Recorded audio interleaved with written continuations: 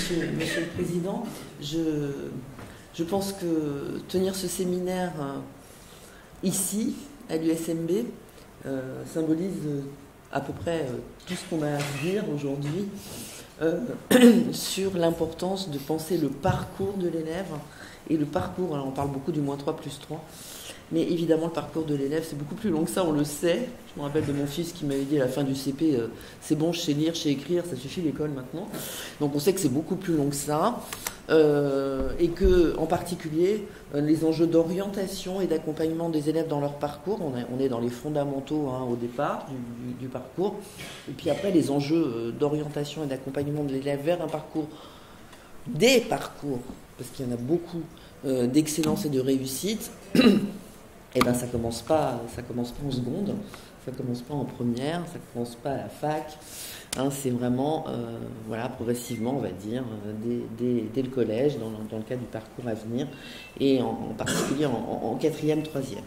Bon, donc c'est très, très important, on est dans le -5+5, le -7+7, enfin, comme vous voulez, mais voilà. Donc, alors vous allez me dire, on va déjà faire le -3+3, parce qu'on n'est pas tout à fait au point, mais non, en fait, il faut penser tout de suite le truc dans son ensemble. Je pense que monsieur l'inspecteur général, que je n'ai pas salué au départ, parce que je fais toujours les trucs à l'envers, monsieur l'inspecteur général, merci d'être avec nous.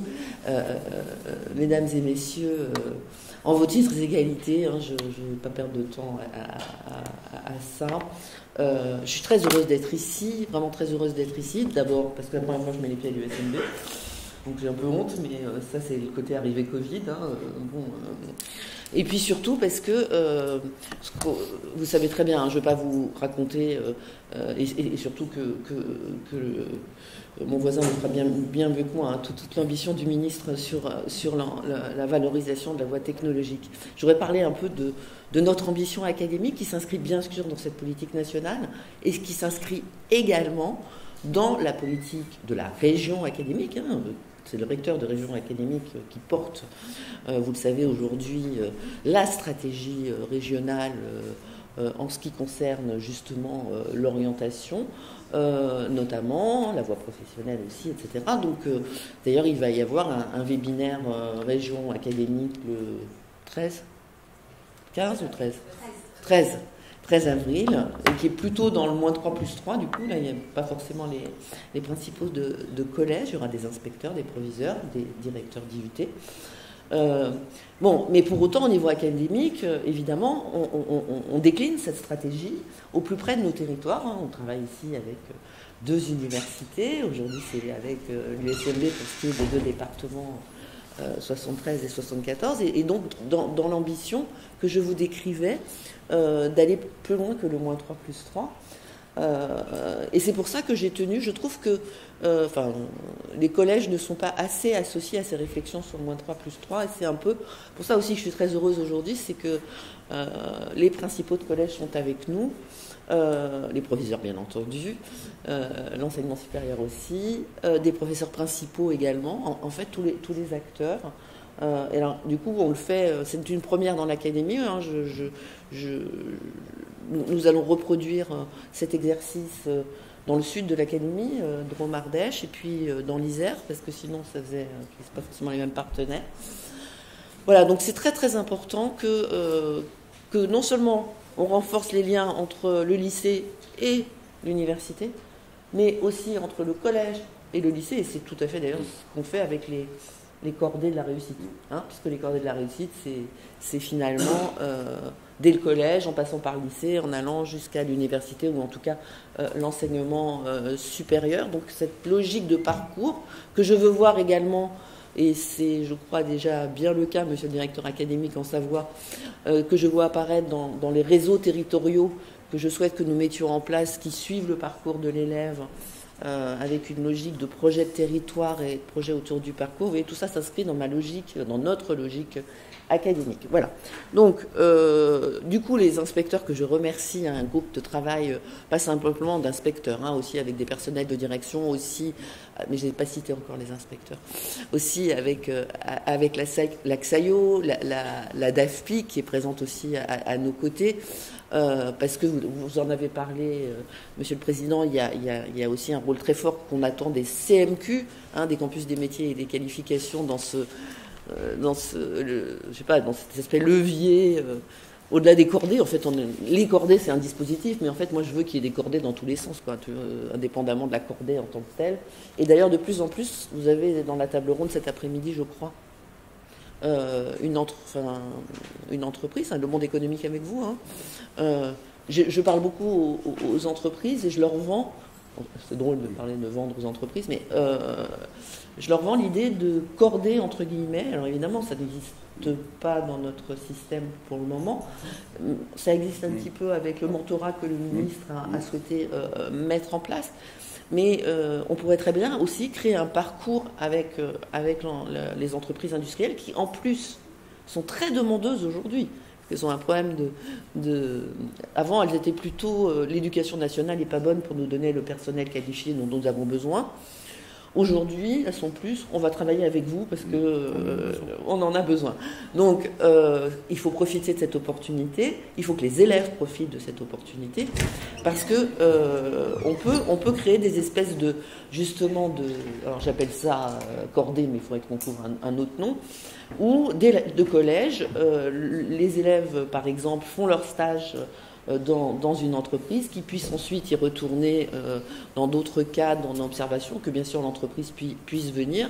Et alors évidemment, mais comme à l'université ou dans les grandes écoles, il n'y a pas d'engagement, de recrutement ensuite, hein, mais en tout cas un suivi. Voilà, donc c'est vraiment toute cette histoire de parcours. C'est pour ça que, évidemment, l'intervention de Jean-Charles sera très très importante là-dedans. Alors sur la stratégie académique, il y a ce grand point-là qui m'est très cher.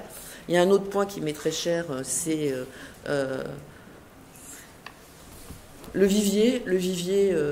On sait que le ministre attend de nous qu'on rééquilibre les filières de la voie technologique, justement, plus vers les filières qui conduisent à des métiers de l'industrie. Et ça veut dire une proportion entre STMG et les autres filières qui ne dépassent pas 50%. Dans l'académie, on le dépasse largement. Et ça veut dire aussi que STMG, on le valorise, hein, c'est-à-dire qu'on fait mieux de la STMG. Ça ne veut pas dire qu'on supprime STMG. Moi qui suis économiste, je pense qu'il y a des choses à faire de très très bien en STMG. Et donc, ça veut dire donc aussi attirer davantage d'élèves, créer un vivier plus important, surtout vers l'industrie, et en particulier un vivier de filles, et ça c'est une obsession. Et là, on a vraiment du boulot parce que les stéréotypes sont solides. Il y en a vraiment beaucoup qui pensent que, en fait, ça sert à rien ce que je dis parce que les filles, ça les intéresse pas. Je ne peux pas supporter une assertion comme ça, et pourtant je l'entends de gens très bien. Les filles, ça les intéresse pas. Ça les intéresse pas. Hein, donc, vous voyez, et on ne se rend pas compte quand on dit ça, qu'on véhicule un stéréotype. Donc, je remercie d'ailleurs Madame Perronnet qui cet après-midi nous fera une conférence, pas simplement d'ailleurs sur les inégalités de genre, mais sur les inégalités sociales qui sont également au cœur du travail que nous voulons mener. C'est pour ça que je tenais à insister sur ce point. Enfin, bon, j'ai tellement de choses, je pourrais passer la journée à parler, moi, tu sais, comment je suis. Mais il y a une chose qui m'est... je voudrais revenir sur l'intérêt non, avant de dire ça, je voudrais dire que pour moi, l'étape d'après, il y a plein de choses qui ont été faites, hein, des webinaires avec les profs principaux, de collèges, de lycées. Il y a des ressources académiques qui ont été très sympathiques. Je ne sais pas si tu les as vues, qui permettent peut-être de donner envie, parce qu'on a besoin aussi de donner envie.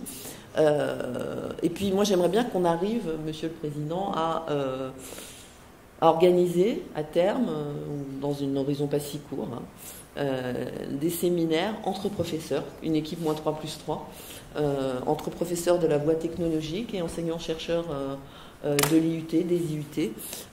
J'avais fait ça à Reims, régulièrement, et ils apprenaient à se connaître parce qu'en fait on ne se connaît pas bien. L'université, il y a un point important dans la matinée, je vous remercie, change. Nous, on change, hein, on le sait bien, mais l'université change, les IUT changent, le DUT devient un BUT. Il y a plein de choses qu'il faut qu'on apprenne les uns des autres, qu'on partage. La réforme du lycée technologique général, la transformation de la voie pro, elle est mal connue aussi de nos partenaires de l'enseignement supérieur. Donc, il faut qu'on se parle à tous les niveaux, pas simplement la rectrice avec le président, les inspecteurs avec les chefs de composantes, etc., mais bien aussi les profs avec les profs. Et c'est jusque-là que j'aimerais que nous allions. Voilà, enfin, ce que je voulais dire, c'est que la voie technologique est une voie d'excellence, c'est une évidence, mais on en reparlera, mais dont le palier d'orientation est très mal placé. Le palier d'orientation est très mal placé à la fin de la seconde, c'est pour ça que vous connaissez tous les biais en collège par rapport à cela, et en particulier, et je le comprends, je crois qu'en conseil de classe, quand on oriente souvent, hein, pas toujours, hein, mais quand on oriente en seconde générale et technologique, en fait, on oriente en seconde générale et on se dit, est-ce qu'il est capable, est-ce qu'elle est capable est-ce que c'est son parcours, est-ce que c'est ce qu'il lui faut, est-ce que ça répond à ses appétences, à ses compétences, d'accord, c'est ce travail que vous faites en conseil de classe, mais pour la seconde générale, en fait.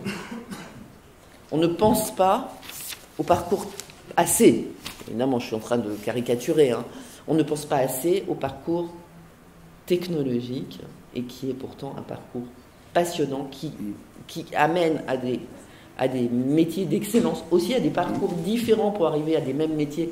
On peut devenir ingénieur, effectivement, avec un bac scientifique, une CPGE et une grande école d'ingénieur, mais on peut devenir ingénieur avec un bac STI 2D, en passant par un IUT, un but, en poursuivant ensuite en filière un ingénieur intégré, ou même en passant un concours de grande école. Et il y en a plein des comme ça, et ça donne pour les entreprises des profils souvent plus appréciés, parce que ce sont des ingénieurs du coup qui connaissent toutes les chaînes du métier, et ça c'est fondamental. Je crois que je vais m'arrêter. Je vais vous remercier d'être tous là ce matin, remercier les intervenants, remercier à nouveau l'USMB, monsieur le Président, et sans tarder quand même, parce que là, non seulement elle est en retard, mais elle cause trop. Je te passe la parole et je te remercie beaucoup d'être avec nous.